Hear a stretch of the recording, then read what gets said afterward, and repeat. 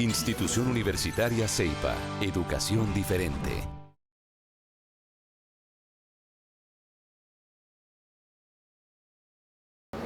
Bueno, buenos días a todos. Primero que nada, muchas gracias a los organizadores por la invitación. Siempre es muy lindo visitar Colombia en general y Medellín en particular. Y muchas gracias por el honor de dar la primera de las ponencias del día de hoy, lo cual tiene una ventaja y una desventaja, ¿no? La desventaja es tener que empezar, la ventaja es que va a ser fácilmente olvidable. Así que después van a poder ver cosas interesantes. La idea de la ponencia de apertura es, dado que en Colombia se encuentran en fase de transición hacia la aplicación de la NIF para las pymes, es poder hablar un poco acerca de las modificaciones que recientemente el Consejo Emisor de las NIF, el International Accounting Standard Board, aprobó al documento de la NIF para las pymes, para reafirmar eso de que cuando uno se sabe todas las respuestas, le cambian todas las preguntas. Así que la idea es precisamente que vamos a ver qué es lo que cambia y cómo podría esto afectar al proceso de adopción en Colombia, ¿sí? Primero vamos a ver algunas cuestiones generales sobre lo que ha sido este proceso integral de revisión. A ver, ¿cuántos de los presentes aquí en la sala están al tanto de los cambios en la NIF para las pymes? Levanten la mano. Bien, son una minoría, ¿sí? ¿Cuántos están al tanto de que se había cambiado, no del contenido? Siguen siendo minorías. Entonces vamos a hacer una revisión general. A lo mejor cuando revisemos algunas cosas nos demos cuenta que ni sabíamos lo que era la parte anterior, porque suele ocurrir eso también. Así que vamos a ir viendo. Primero, para ponernos en tema, tratemos de ponerle número a la NIF para las pymes. Desde hace ya algún tiempo el IASBI está preparando perfiles jurisdiccionales para evaluar qué países aplican las NIF y quiénes no, cómo han sido los procesos, que son documentos bastante interesantes para poder hacer un benchmark de cómo se ha adoptado en diferentes países del mundo. Estos documentos están todos disponibles en la web, en la página del IASBI. Yo ahí pongo el link de donde los pueden obtener, los 140 perfiles. Aquel que es estudioso y le gusta leer qué pasa en otras partes del mundo, ahí tiene material de sobra.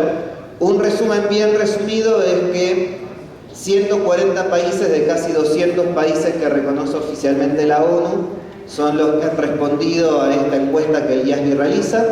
De esos 140 países, 72 son los que ya han adoptado o están en proceso de adoptar la NIF para las pymes, y dentro de esos 72 países, 28 son de América Latina y el Caribe.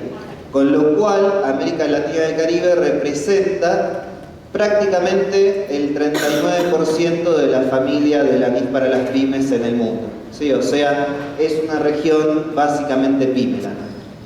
Esta información está actualizada a comienzos de mayo de este año. No doy fe de que dentro de 2, 3 días, 4, esto no esté cambiando porque es muy volátil toda esta información. Entonces, podemos darnos cuenta de que la norma para pymes es realmente una norma de interés para la región de América Latina, ¿sí? Es una norma de interés porque esta norma está orientada precisamente a los sectores de la economía que no generan obligación pública de rendir cuentas. Y nosotros sabemos que, lastimosamente, una de las características de nuestra región es que los mercados de capitales no tienen un desarrollo significativo. Entonces, eso convierte a la norma para pymes en una norma de relevancia para la región de América Latina. Toda esta historia empieza en julio del año 2009, cuando se emite la norma. Entre 2009 a 2012 hubo un fuerte trabajo por parte del organismo emisor de las NIF para divulgar a la NIF para las pymes, para generar herramientas que faciliten su aplicación. Se desarrollaron muchos talleres de entrenamientos para formar a entrenadores que luego puedan replicar esos programas en sus países. Se generaron guías educativas que son de acceso gratuito también en la web.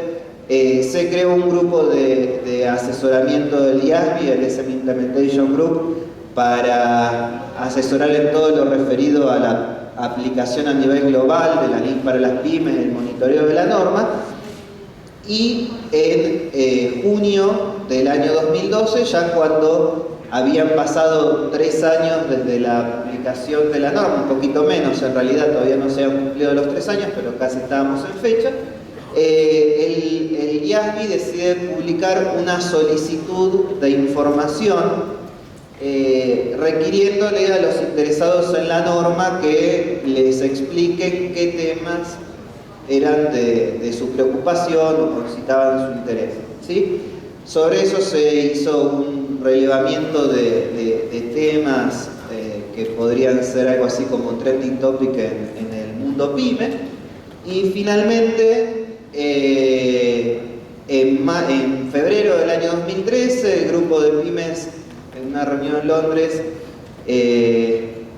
elabora un documento de sugerencias al IASBI. Sobre ese documento de sugerencias el IASBI concluye cómo debería ser el borrador de norma. El borrador de norma se publica finalmente en octubre del año 2013, el periodo de consulta finaliza en marzo de 2014, hasta, podríamos decir, diciembre de 2014, el IASBI siguió sus procesos de deliberaciones internas sobre las respuestas que había recibido al borrador, y finalmente tuvimos una norma modificada en mayo de este año, hacia fines del mes de mayo, o sea, hace semanas, ¿sí?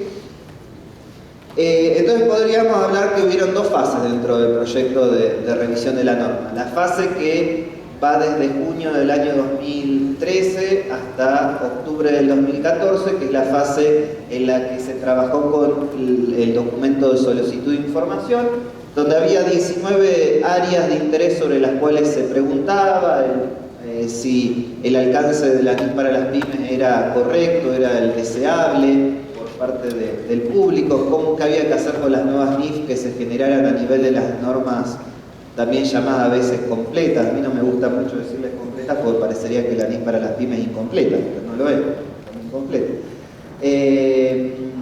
Después también algunas cuestiones referidas a opciones de políticas contables. Básicamente los 3 tópicos de mayor preocupación en el público siempre fueron la imposibilidad de reevaluar propiedades, plantas y equipos en el marco de la NIS para las pymes.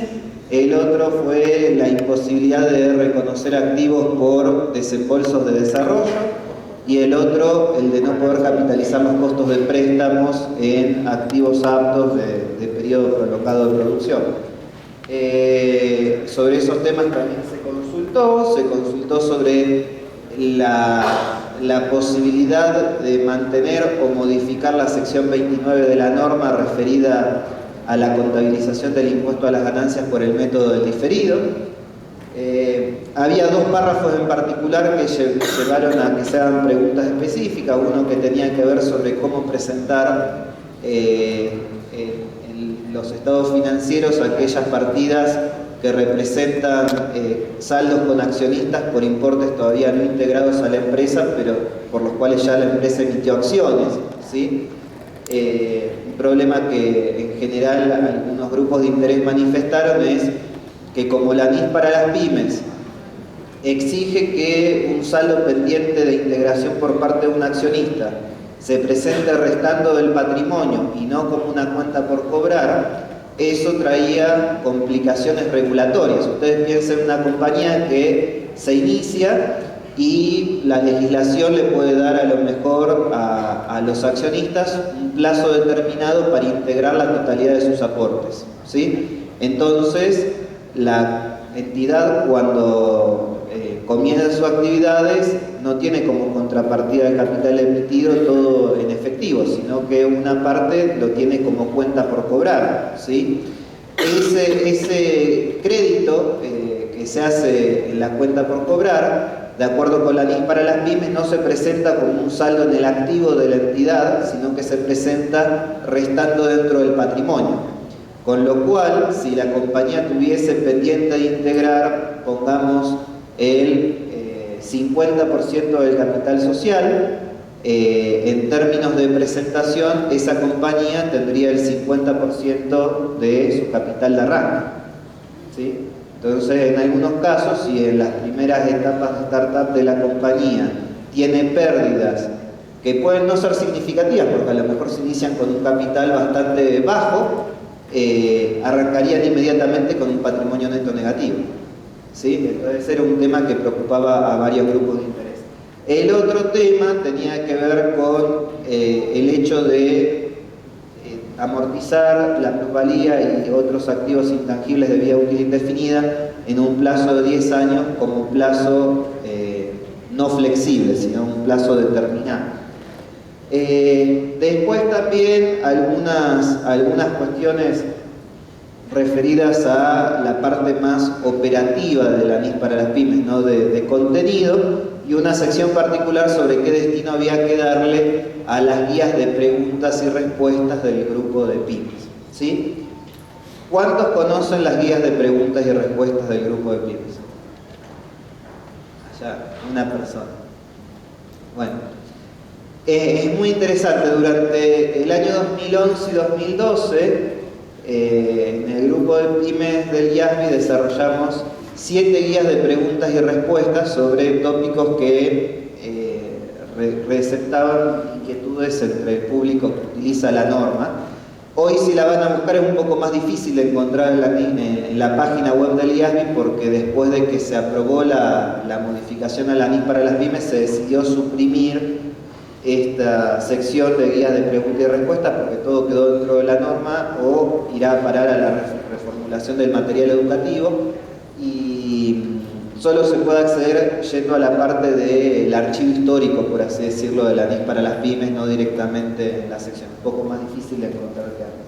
Pero sepan que hay desarrollos que tienen que ver con algunas cuestiones que son de interés. Después marcaremos cuáles cuando veamos la revisión. Sobre el feedback que se recibió a esta solicitud de información, como dijimos, en octubre del año 2013 se publica el borrador de norma número 9 de ese año, que tenía por objeto sugerir las modificaciones ya a la NIF para las pymes. En total había una sola modificación sustancial, porque el enfoque que siguió el IASBI fue lo que se llama un enfoque de enmiendas limitadas. Claro que ese enfoque de enmiendas limitadas resulta en un documento de 76 páginas. Uno diría, bueno, ¿qué quedaría si no fuesen limitadas, ¿no? Pero bueno, la realidad es que es un enfoque de enmiendas limitadas porque no se espera que tenga un efecto práctico muy relevante en las entidades que aplican la NIF para las pymes, ¿sí? El mayor cambio que existía en el draft original de modificación a la norma era el que alineaba la sección 29 de la NIF para las pymes con la NIF número 12 de las NIF que no son para pymes, que en su momento no habían salido tan hermanadas, porque la sección 29 se basó en un proyecto que luego el IASBI archivó del año 2009 sobre modificación a la NIF 12. Como resultado del feedback a este documento, los principales cambios que obtuvimos fueron que se adicionó el método de la reevaluación como opción de política contable para propiedades, plantas y equipos. O sea, en la versión 2015 de la NIF para las pymes se admite ya el método de reevaluación en las pymes. Se admite el uso del método de la participación para medir inversiones en los estados financieros separados, y se modificaron los requerimientos sobre actividades extractivas de la sección 34, que antes abarcaban etapas de evaluación, exploración, producción y desarrollo, acotándolo solamente a las etapas de evaluación y exploración y alineándolo con los requerimientos de la NIF 6 del marco de las normas que no son para pymes. Así que bueno, este es gran overview, una visión muy general de lo que sería la reciente revisión de la norma. Ahora vayamos viendo lo que tiene que ver con cada una de las secciones y tratar de ver un poco también cómo es que se llevan adelante la implementación de estos cambios, ¿sí? La sección número 1, recordarán que es la sección que me define qué es una PYME, ¿sí? Entonces ahí es donde se pone blanco sobre negro y se dice, miren, una PYME no se define por ninguna característica propia de la entidad, sino que se define por la naturaleza de los usuarios que tiene. Es decir, una PYME, en definitiva, es alguien que no toma dinero del público de manera frecuente como parte principal de su negocio. Eso es una PYME, lo que se ha traducido al español como una entidad sin obligación pública de rendir cuentas, a veces también denominada una entidad que no afecta el interés público. Eso es la definición pura del IAC. Después, algunos países, como aquí el caso de Colombia, pueden agregar algunos parámetros adicionales. O sea, la norma lo único que no permite es que a una entidad que no califica como PYME se le permite utilizar la norma PYME, pero al revés sí se puede. Es decir, si yo soy una empresa que por la norma califico como PYME, pero me exigen utilizar la norma que no es para PYME, la NIF completa, la podría utilizar. De igual modo lo podría hacer de manera voluntaria, porque la lógica es que nunca podría estar impedido de hacer algo de mejor calidad, ¿sí? Siempre tendría que tener límites mínimos y no límites máximos en la calidad.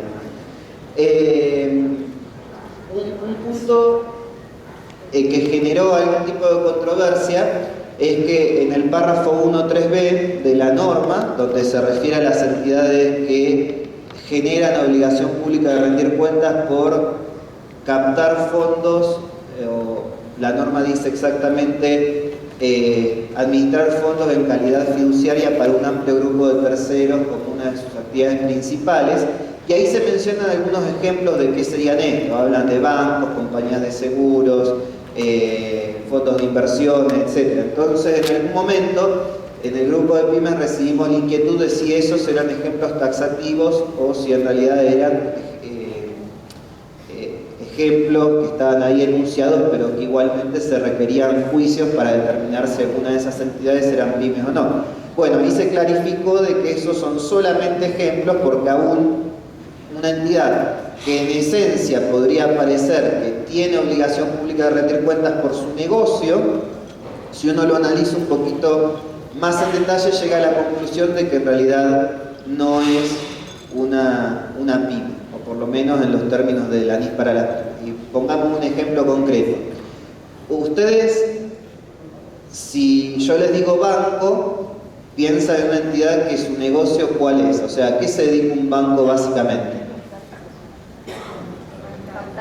A recibir depósitos y prestar dinero, ¿no? Ese es básicamente el negocio del banco. ¿Qué lo vuelve al banco una entidad que no es PYME? ¿Cuál de esas dos partes que acabamos de decir recién del negocio? Captar dinero, recibir depósitos, perfecto. Entonces uno se podía encontrar con alguna entidad donde con los aportes de los accionistas esa entidad se dedique a realizar préstamos.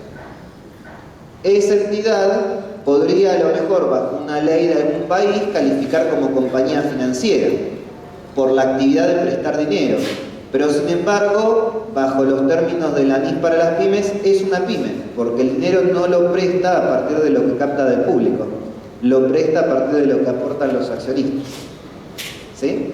Entonces, si uno ponía en entidades financieras, podía pensar de que había que remitirse a la ley del país que definiera las entidades financieras, y no era ese el espíritu de la norma.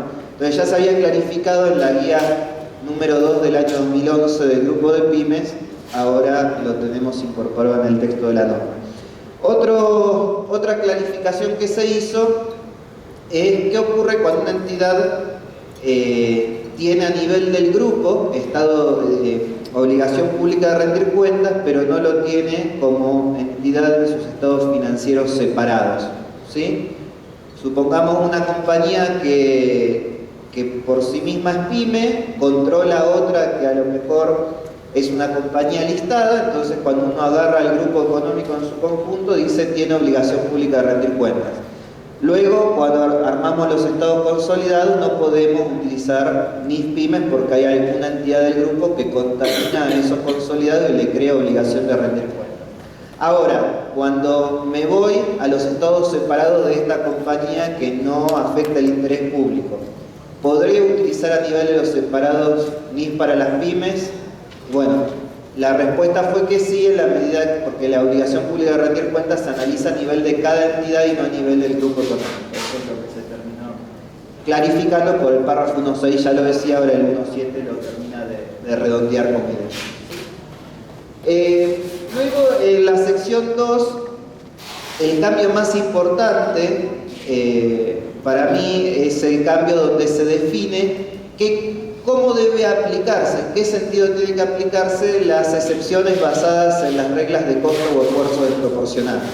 En la NIF para las pymes, algo muy común es que en lugar de que proliferen las opciones de políticas contables, existe una política contable base y luego un tratamiento alternativo cuando la política base demanda un costo o un esfuerzo desproporcionado llevarla adelante, ¿sí? Un ejemplo, la sección 16 sobre propiedades de inversión no es como la NIF 40 que me dice seleccione como política entre costo o modelo de valor razonable, sino que me dice la política es el modelo de valor razonable.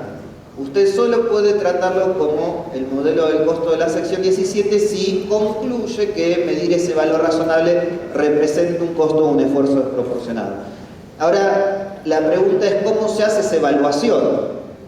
¿Sí? Primero, no es una regla transversal a toda la norma, sino que la sección particular que estemos analizando debiera decirme, mira, este es tu tratamiento base, pero si llegás a una cuestión de costo de esfuerzo desproporcionado, este es el permitido.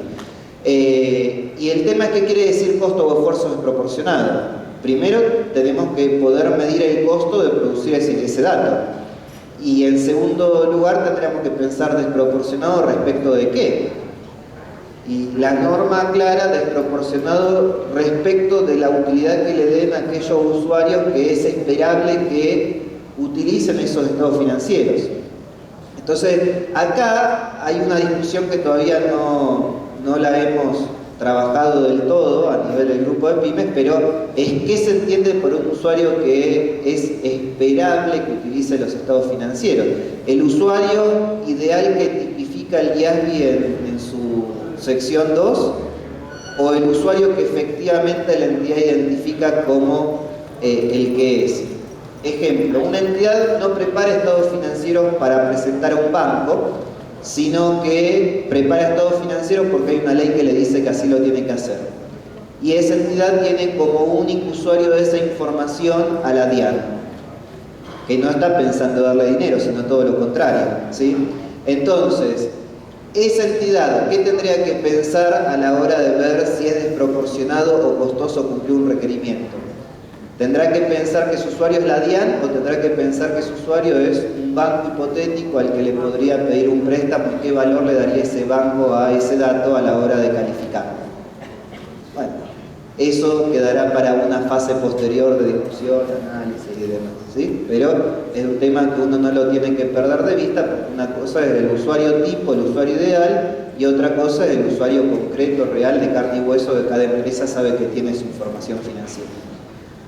En la sección 4, que es la que se refiere a presentación del estado de situación financiera, se incorporó como partida mínima obligatoria las propiedades de inversión que se miden al costo menos depreciación. Antes uno podría llegar a la conclusión de que se podía presentar de manera independiente, ahora ya es un requerimiento mandatorio de la norma. Ya no se requiere que se presente de manera comparativa el número, la conciliación de las acciones de la compañía al comienzo y al cierre, solamente hay que presentar la evolución durante el periodo. A ver, cuando dice ya no se requiere no quiere decir que esté prohibido, sino que ahora no es una exigencia, ¿sí? Por la sección 3, cuando yo no tengo una exigencia de presentar algo de manera comparativa, no lo hago, pero no es que lo tengo prohibido, ¿sí? En lo que es la sección 5 sobre presentación del estado de resultados integrales, se clarificó cómo tenía que integrarse el renglón sobre operaciones discontinuadas, que se presenta de manera independiente, y se incorporó un requerimiento para presentar de manera separada las partidas del otro resultado integral que se reclasifican en un periodo futuro en el resultado del ejercicio de aquellas que no lo hacen, ¿sí? Eso está en consonancia con la modificación de junio de 2011 de la NIC 1, que llevó a que también se modifique esa forma de presentar el otro resultado integral, ¿sí? En lo que es la sección 6, se incorporó una clarificación que parece que es inocua, pero que es muy importante en el ámbito PYME, que es que lo que se presenta como distribuciones a los accionistas es lo que el accionista recibe en calidad de tal. Y uno puede decir, bueno, qué lindo que me lo aclaran, porque antes no me gustaba cómo quedaba si no me lo ponían así. Pero la realidad es que tiene un impacto bastante profundo. ¿Por qué? Porque muchas pymes, el accionista, el propietario, es a su vez el que trabaja en el gerenciamiento de la empresa. Entonces, uno tiene que aplicar muchas veces el juicio para identificar si lo que esa persona que tiene los dos sombreros, el de propietario y el de accionista, y el de gerente, perdón, lo que saca de la empresa lo saca por propietario o lo saca por gerente. ¿Sí? Porque si yo le pago a esa persona por los servicios personales que presta dentro de la empresa un sueldo mucho más alto de lo que en el mercado le pagarían por actividades equivalentes, uno podría pensar que ese sueldo tiene una porción de dividendo encubierto. O de igual modo, si uno le pagara un sueldo bastante bajo, podría llegar a pensar que dentro del dividendo se está compensando parte del salario que no se le paga. Y eso muchas veces en las empresas tiene consecuencias a nivel tributario, a nivel de ingresos de pago de seguridad social, etcétera, etcétera. O sea, no basta que un documento diga esto, dividendo, sino que hay que aplicar la realidad económica para ver si es dividendo. ¿Sí? En la sección 9, que se refiere a consolidación de estados financieros, lo que se clarificó es que cualquier subsidiaria que se adquiera con la intención de ser vendida dentro de los 12 meses siguientes ya no tiene que ser consolidada. Antes tenía que ser la única subsidiaria que tuviera la entidad, ahora se clarifica que yo puedo tener 20 subsidiarias y si adquiero la número 21 y la voy a vender dentro del año, directamente no la consolido, sino que la mido de acuerdo con los criterios que establece la propia norma para inversiones en subsidiarias, pero a nivel de estados separados. Después se incorporaron guías para clarificar cómo había que proceder cuando dentro del grupo había entidades con diferentes fechas de cierre de ejercicio, de reporte. Se clarificó que las diferencias que se acumulan en el patrimonio por conversión de inversiones en el extranjero y que afectan al Estado consolidado son parte del ORI que no se reclasifica. Se agregó la opción del método de la participación para medir inversiones en estados separados, en consonancia también con una enmienda a la NIC 27 que se aprobó en agosto del año pasado. Y se modificó la definición de estado financiero combinado para clarificar que no tiene que ser un único inversor el que controla la compañía cuando se prepara este tipo de información, sino que lo que importa es que el grupo de compañías tiene que estar bajo control común y quien ejerce ese control común no tiene que estar obligado a presentar estados financieros.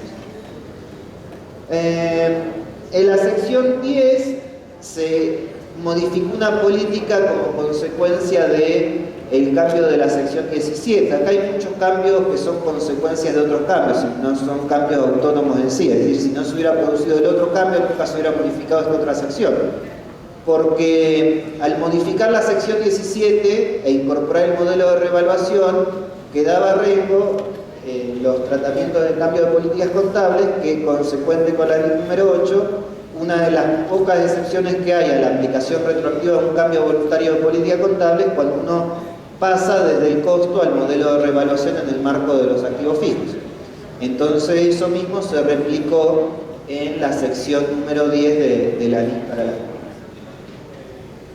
en la sección 11, que es la que se refiere a instrumentos financieros básicos, se agregó una excepción sobre costo de esfuerzo desproporcionado para que las inversiones en títulos de patrimonio se midan al valor razonable con cambios en resultados.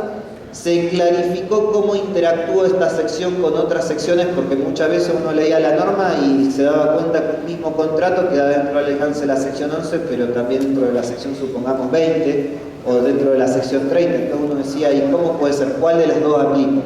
Entonces se clarificó esa interacción entre ambas secciones, entre la sección 11 y otras.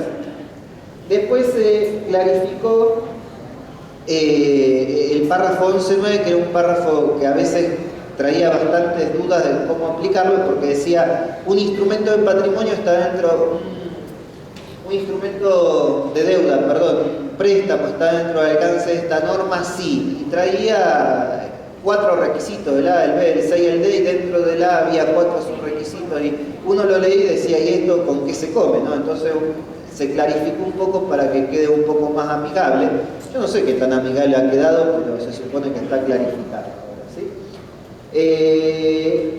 Luego se clarificó qué quiere decir que una transacción constituya en esencia una operación financiera, para ver cuándo es necesario segregar componente financiero implícito o cuándo es admisible medir por el valor nominal de la operación.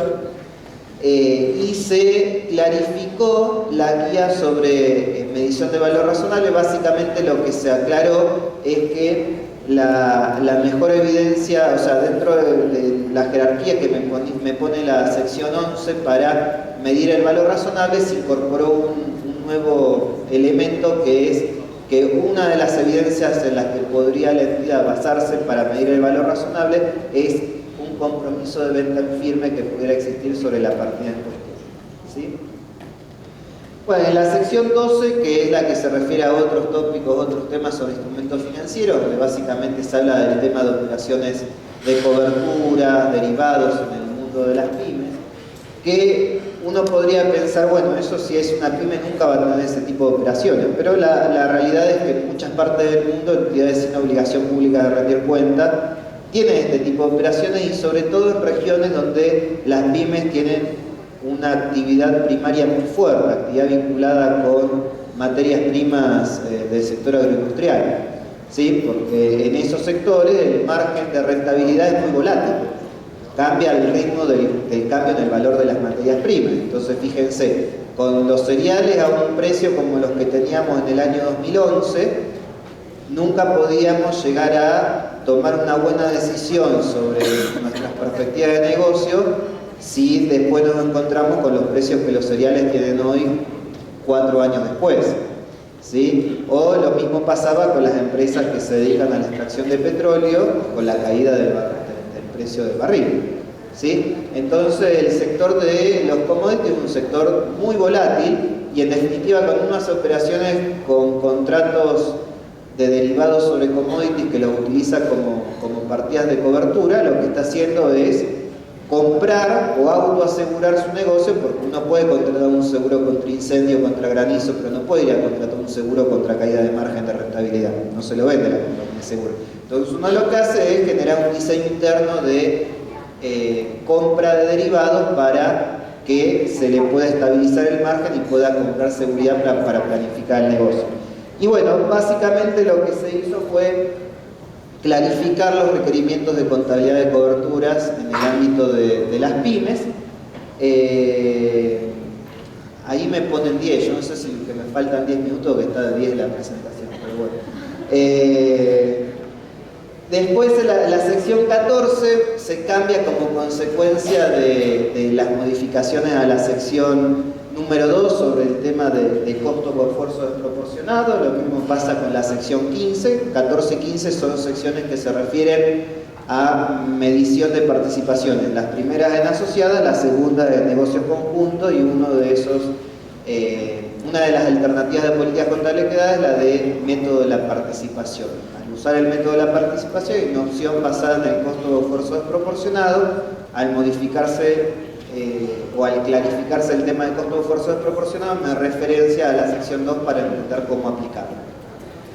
En la sección 16 lo que se hace es modificar también, como consecuencia de la incorporación de las partidas de propiedad de inversión a valor razonable con cambios de resultados de la sección 4, las guías, las directrices de esta sección, que es la que trae los criterios de reconocimiento y de mención.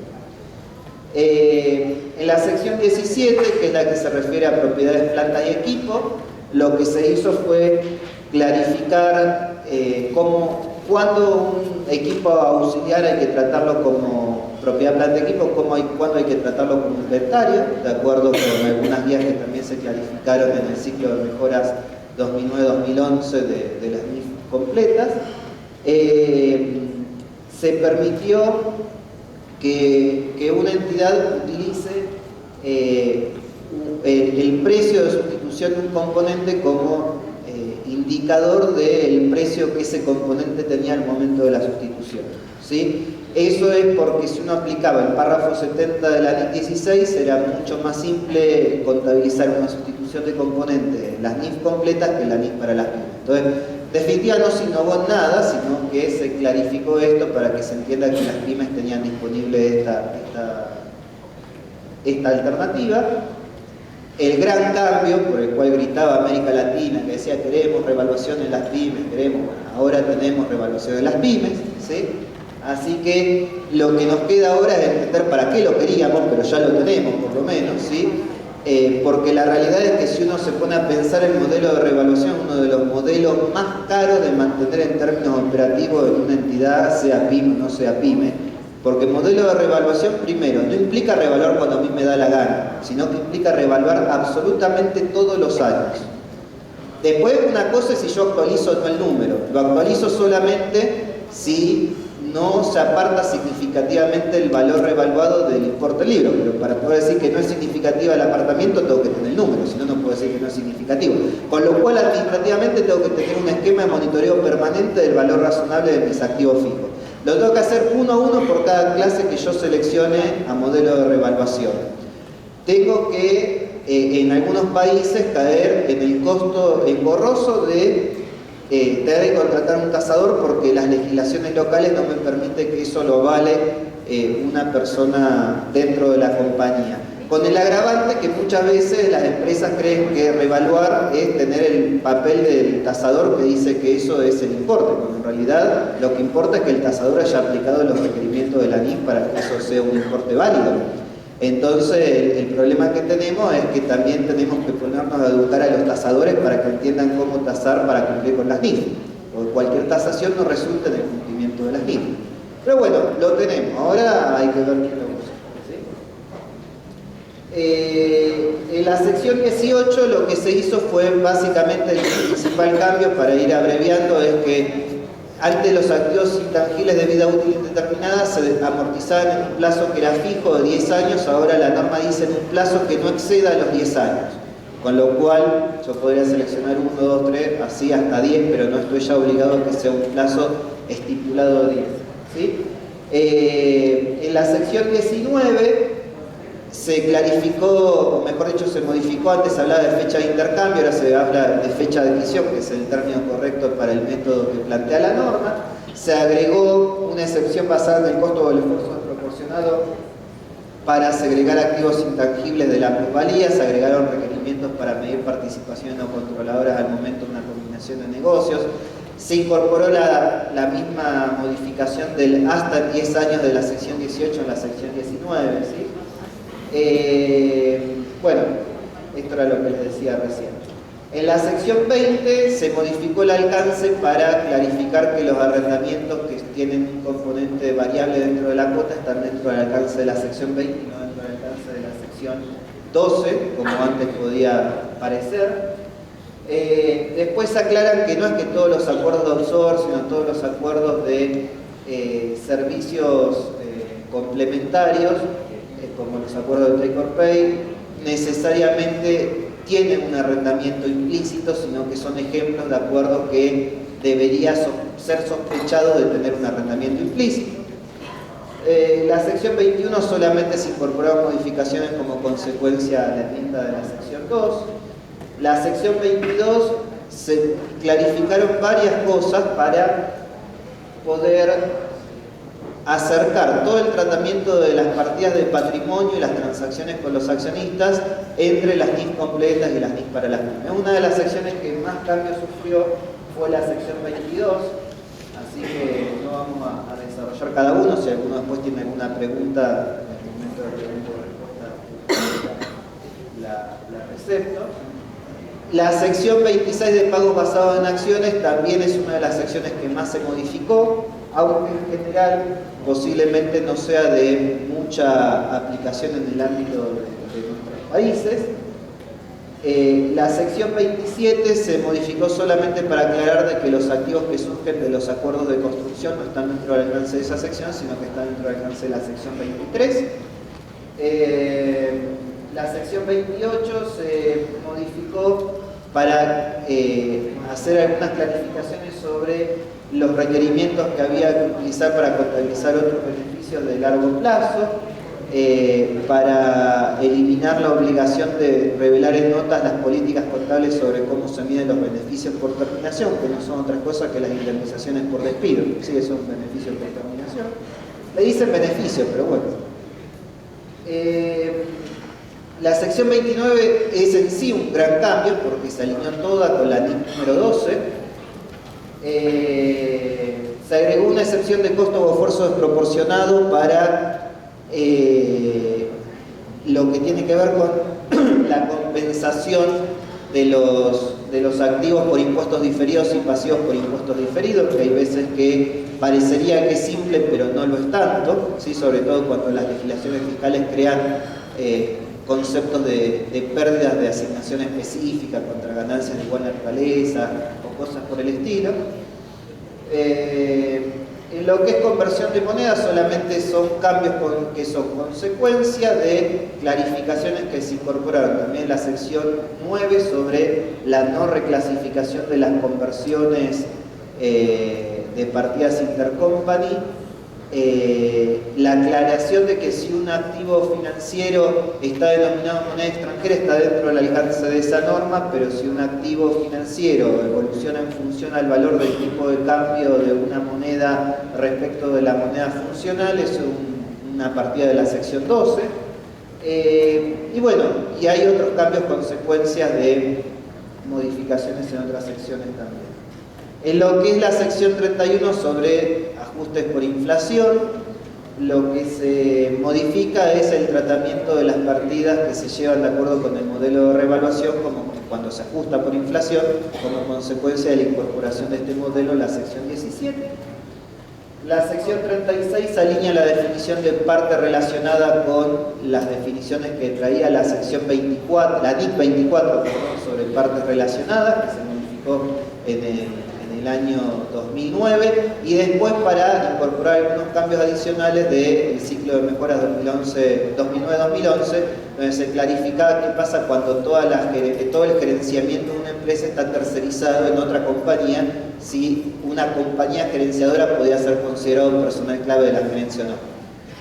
Bueno, la sección 34 elimina el requerimiento de reconciliar saldos físicos de activos biológicos al comienzo y al cierre del periodo en la parte comparativa, o sea, tengo que hacer la reconciliación para el año corriente, no más para el año comparativo. Como habíamos dicho al comienzo, todo lo que son exigencias sobre actividades extractivas se limitaron a la fase de exploración y evaluación, se alinearon con la NIF 6 de las NIF completas, y algunas modificaciones de la sección 2, en particular la que tiene que ver con costo de esfuerzo proporcionado, se incorpora también esta sección porque recordemos que los activos biológicos se miden a su valor razonable menos costo de transacción con cambios en el valor razonable, en la medida que esa medición no represente un costo o un esfuerzo desproporcionado. Entonces, ¿cómo se aplica esa regla? Me referencia ahora a las guías de la sección 2. Y en lo que tiene que ver con transición, la norma sobre adopción por primera vez, Se incorporaron algunas excepciones que antes no existían y que fueron incorporadas a la NIF número 1 con posterioridad al año 2009. Ejemplo, bases adicionales sobre qué puede ser un costo atribuido, como puede ser una revaluación por un evento especial, el importe en libros de acuerdo con las normas anteriores cuando los activos están afectados a prestación de servicios con tarifas reguladas, la posibilidad de utilizar de manera repetida con ciertas condiciones la sección 35, la exención voluntaria sobre los escenarios de hiperinflación grave que puedan existir en países que se adopta NIF. Creo que no me estoy olvidando de ninguno. Y después hay un tema de simplificación de redacción del párrafo 3511, que es el que se refiere a la exención transversal a la adopción por primera vez basada en la impracticabilidad. Entonces se clarifica cómo se aplica ese concepto de impracticabilidad que ahí está mencionado, ¿sí? Obviamente se incorporan algunos cambios en relación a otras modificaciones, por ejemplo la modificación de la sección 9 sobre el tratamiento de los estados consolidados, y en el glosario de términos se incorporan 5 definiciones que antes no estaban. La definición de mercado activo, que es un familiar cercano a una persona. Esto es muy interesante porque familiar cercano dice que es, ustedes saben que la nota sobre partes relacionadas, uno tiene que revelar una nota que le ayuda a la entidad a entender cómo se podría estar afectando el resultado de la empresa por interactuar con partes relacionadas. Entonces, dice, si uno, supongamos, una misma persona física es dueña de dos compañías que interactúan entre sí, uno tiene que revelar como parte relacionada a la persona física y a la otra compañía que interactúa con la empresa, para entender de que puede haber operaciones forzadas que no estén a precio de mercado. Pero también dice que son partes relacionadas los familiares cercanos a las personas. Entonces, si Juan y María son esposos y cada uno tiene una empresa y las empresas operan entre sí, hay que poner una nota aclarando esa cuestión de que Juan es esposo de María, Juan es una parte relacionada, María también, y que la empresa con la que se interactúa es una parte relacionada. Hay que explicar cuáles son todas las operaciones que hubieron durante el año entre esas partes y cuáles son los saldos pendientes al cierre del ejercicio. Ahí se aclara que familiar cercano es, dice así, ¿no? Dice familiares que pueden ser hijo, madre, cónyuge, y después aclara o persona de análoga relación afectiva, ¿sí? Con lo cual esto puede generar divorcios también, así que guarda con lo que revelan en esa norma. Después aclaran qué es una operación en el extranjero, ¿sí? ¿Qué se entiende por operación en el extranjero? ¿Qué se entiende por pago mínimo de un arrendamiento? ¿Y qué es un costo de transacción? Porque en muchas secciones se habla de costo de transacción enviando de algún concepto. Ahora, ¿a partir de cuándo estas normas, estas modificaciones van a estar vigentes? A partir del 1 de enero del año 2017. Es decir, el día después de que ustedes tengan que, o el día después de la fecha en que cierren los primeros estados financieros de acuerdo con NIF, aquí en Colombia, de acuerdo con la empresa de Grupo 2, el NIF para las pymes, ahí el día inmediato siguiente ustedes van a tener que estar preparando la preparación de los primeros estados financieros de acuerdo con la NIF 2009 y aprendiendo la NIF 2015, que es la que van a tener que aplicar a partir de ese año, ¿sí? Ahora, hay una cosa que es una buena noticia: se admite la aplicación anticipada, ¿sí?